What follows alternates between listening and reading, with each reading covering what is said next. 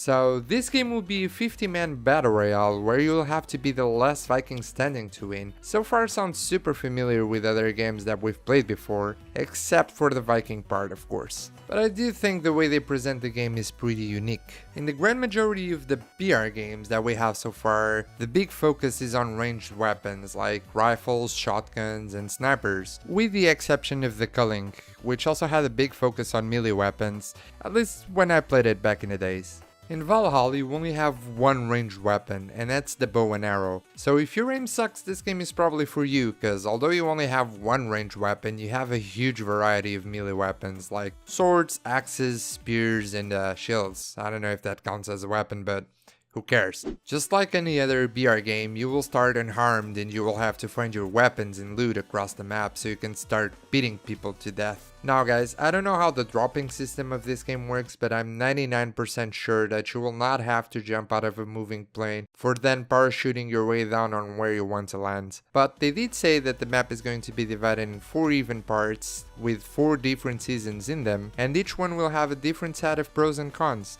So I'm guessing that you will have a random spawn at the beginning of the match, either that or you will have to choose one of the 4 different zones to go to. Although I really like the idea of a Viking airplane crossing the map.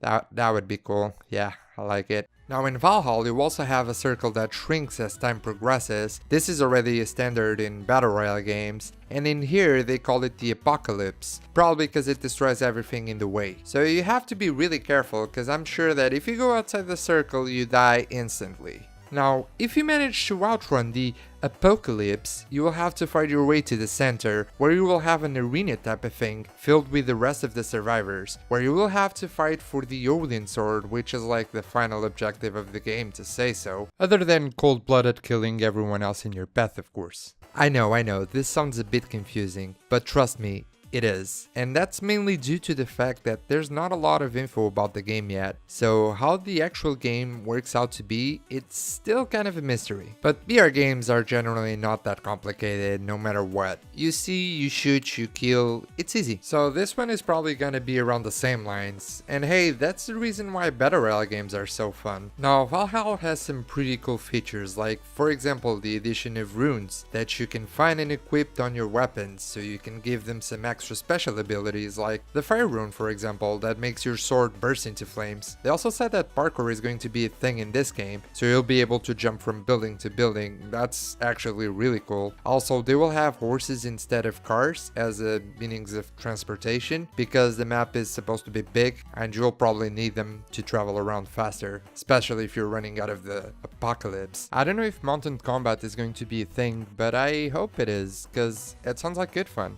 You will be able to play the game solo or with a group up to 5 people. There's some more details about the game, but I don't want to spoil everything for you guys. They have an Indiegogo campaign running right now, on which you can help fund if you think the game is worth it. And on the page there's a lot more information, so I definitely recommend you guys to check out the Indiegogo page or the official website for more details. I will leave the link in the description so you guys can check it out. The devs are super responsive, so feel free to ask them any questions you have about the game. But before you do so, keep in mind that they have an FAQ at the bottom of the Indiegogo page, so make sure you check that out before you're making any questions. Now, this wouldn't be a rushy video if I didn't give my personal opinion about the game, so here we go.